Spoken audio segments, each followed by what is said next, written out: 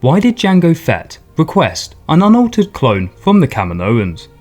Jango Fett may claim to be just a simple man making his way through the universe, but in reality, he was a complex individual with a variety of intricate motivations.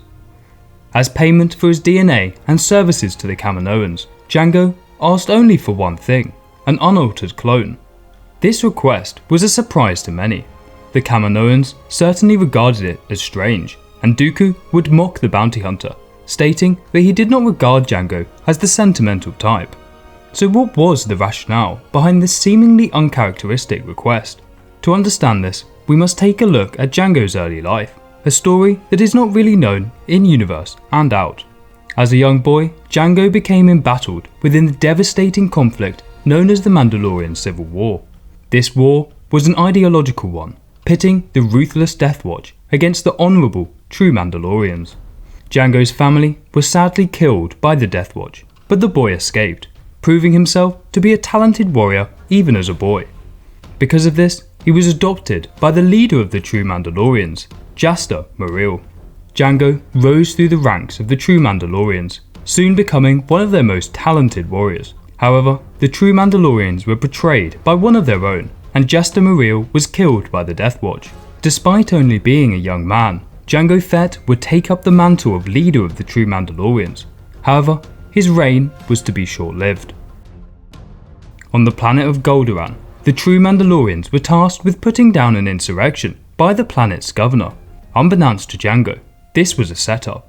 The Goldoran governor was an ally of the Death Watch and lied to the Jedi Order that the True Mandalorians' put down of the insurrections was a brutal slaughter of his people. Led by Jedi Master Dooku, a Jedi strike team attacked Jango and his True Mandalorians. In the ensuing battle, many Jedi lost their lives, but the Mandalorians fared worse.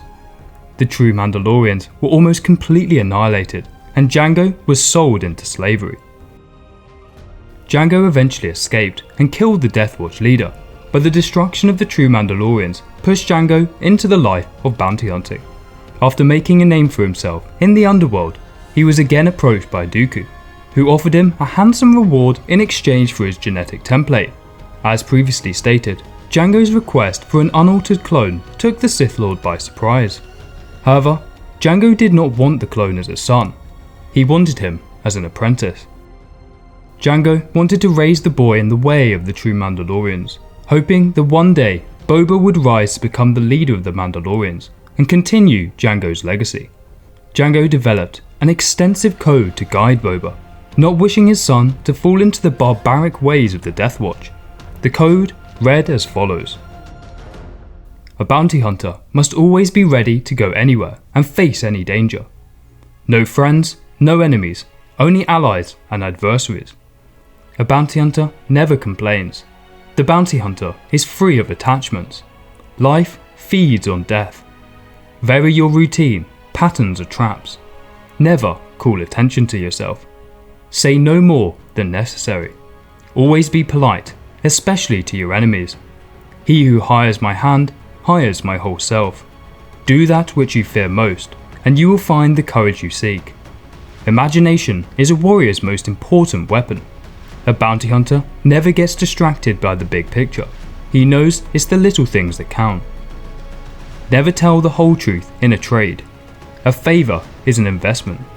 Money is power. Watch out for things that go too well. If you die, do so with valour.